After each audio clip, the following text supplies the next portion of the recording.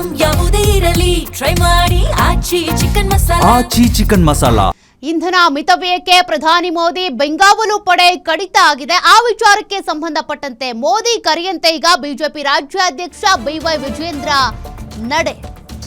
ಪ್ರಧಾನಿ ಮೋದಿ ಅವರು ಏನ್ ಕರೆ ಕೊಟ್ಟಿದ್ರು ಅದೇ ರೀತಿಯಾಗಿ ಫಾಲೋ ಮಾಡುವುದಕ್ಕೆ ಅಂತ ಬಿಜೆಪಿ ರಾಜ್ಯಾಧ್ಯಕ್ಷ ಬಿವೈ ವಿಜಯೇಂದ್ರ ಕೂಡ ಸಿದ್ಧರಾಗಿದ್ದಾರಂತೆ.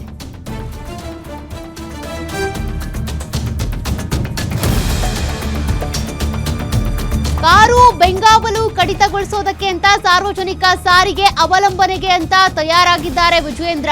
ಪಕ್ಷದ ಸಭೆ ನಿಮಿತ್ತ ಕಾರು ಬಿಟ್ಟು ಮೆಟ್ರೋದಲ್ಲಿ ಪ್ರಯಾಣ. ಮೆಜೆಸ್ಟಿಕ್ನಿಂದ ಕುಂಬಳಗೂಡಿನ ಕಾರ್ಯಕ್ರಮಕ್ಕೆ ಮೆಟ್ರೋ ಪ್ರಯಾಣ ಬೆಳೆಸಿರೋದು ವಿಜಯೇಂದ್ರ. ಮೆಟ್ರೋ ಪ್ರಯಾಣ ಬಳಿಕ ಬಿಜೆಪಿ ರಾಜ್ಯಾಧ್ಯಕ್ಷ ವಿಜಯೇಂದ್ರ ಹೇಳಿಕೆ ಕೊಟ್ಟಿದ್ದಾರೆ. ಪ್ರಧಾನಿ ಮೋದಿ ಪೆಟ್ರೋಲ್ ಡೀಸೆಲ್ ಮಿತವ್ಯಯಕ್ಕೆ ಸಲಹೆ ಕೊಟ್ಟಿದ್ದಾರೆ. ಪ್ರಧಾನಿ ಮೋದಿ ಕೂಡ ಬೆಂಗಾವಲು ವಾಹನವನ್ನ ಕಡಿಮೆ ಮಾಡಿಕೊಂಡಿದ್ದಾರೆ. ಹಾಗಾಗಿ ನಾನು ಕೂಡ ಮೆಟ್ರೋದಲ್ಲಿ ಪ್ರಯಾಣ ಮಾಡ್ತಾ ಇದ್ದೀನಿ ಅಂತ ಹೇಳಿಕೆ ಕೊಟ್ಟಿದ್ದಾರೆ. ಬೆಲೆ ಏರಿಕೆಗೆ ಪ್ರಧಾನಿ ಮೋದಿ ರಾಜೀನಾಮೆ ಕೇಳೋದಾಗಿದ್ರೆ ಕರ್ನಾಟಕದಲ್ಲಿ ಸಿಎಂ ಡಿಸಿಎಂ 2 ವರ್ಷ ಹಿಂದೆನೇ ರಾಜೀನಾಮೆ ಕೊಡಬೇಕಾಗಿತ್ತು. ಚಟಕ್ಕೆ ಮಾತನಾಡುವುದಲ್ಲ, ಜಗತ್ತಿನ ಪರಿಸ್ಥಿತಿಗೆ ಅನುಗುಣವಾಗಿ ಬೆಲೆ ಏರಿಕೆ ಆಗ್ತಿದೆ ಅಂತ ವಿಜಯೇಂದ್ರ ಹೇಳಿಕೆ ಕೊಟ್ಟಿದ್ದಾರೆ.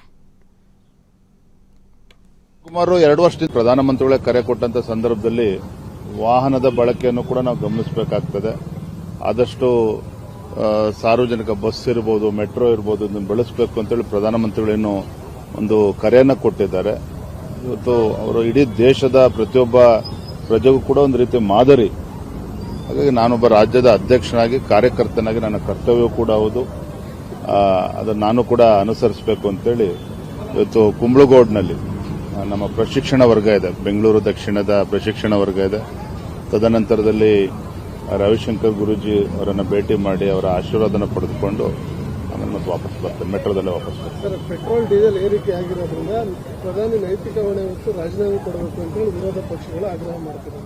ಅಲ್ಲ ರೀ, ಆ ರೀತಿ ಪೆಟ್ರೋಲ್ ಡೀಸೆಲ್ ಯಾತಕ್ಕೋಸ್ಕರ ಜಾಸ್ತಿ ಆಗ್ತದೆ ಬೆಲೆ ಗೊತ್ತಿಲ್ವ? ಹಾಗಾದ್ರೆ ವಿರೋಧ ಪಕ್ಷದವರಿಗೆ, ಕಾಂಗ್ರೆಸ್ನವರಿಗೆ ಪೆಟ್ರೋಲ್ ಡೀಸೆಲ್ ದರ ಜಾಸ್ತಿ ಆಗಿದೆ ಅನ್ನೋ ಕಾರಣಕ್ಕೆ ರಾಜೀನಾಮೆ ಕೊಡಬೇಕು ಅನ್ನುವ ವಾದ ಅವ್ರದ್ದಾಗಿದ್ದಿದ್ರೆ ಸಿದ್ದರಾಮಯ್ಯನವರು, ಡಿಕೆ ಶಿವಕುಮಾರ್ 2 ವರ್ಷದಿಂದನೇ ರಾಜೀನಾಮೆ ಕೊಡಬೇಕಾಗಿತ್ತು. ಯಾವುದೇ ಬೆಲೆ ಏರಿಕೆ ಇಲ್ಲದೆ ಇದ್ರೂ ಸಹ ನಮ್ಮ ರಾಜ್ಯದಲ್ಲಿ ಬರೆ ಎಳೆಯುವಂತ ಕೆಲಸ ಮಾಡಿದ್ರು. ಪೆಟ್ರೋಲ್ ಡೀಸೆಲ್ ಮೇಲೆ ತೆರಿಗೆನ ಹೆಚ್ಚುಗೊಳಿಸುವಂತ ಕೆಲಸವನ್ನು ಕೂಡ ಮಾಡಿದ್ರು. 4-5 ಬಾರಿ ಮಾಡಿದ್ದಾರೆ. ಹಾಗಾದ್ರೆ ಎಷ್ಟು ಸಲ ಸಿದ್ದರಾಮಯ್ಯನವರು ಯಾವ ರಾಜೀನಾಮೆ ಕೊಡಬೇಕಾಗಿತ್ತು? ಚಟಕ್ಕೋಸ್ಕರ ಮಾತನಾಡೋದಲ್ಲ. ಜಗತ್ತಿನ ಪರಿಸ್ಥಿತಿ ಏನಿದೆ, ದೇಶದ ಪರಿಸ್ಥಿತಿ ಏನಿದೆ, ಯಾವ ಸಂಕಷ್ಟದಲ್ಲಿ ಇಡೀ ಜಗತ್ತು ಇವತ್ತು ಹೋಗ್ತಾ ಇದೆ, ಇದೆಲ್ಲವನ್ನ ಅರ್ಥ ಮಾಡಿಕೊಂಡು ಪ್ರಧಾನಮಂತ್ರಿಗಳು ಒಂದು ಕರೆಯನ್ನು ಕೊಟ್ಟು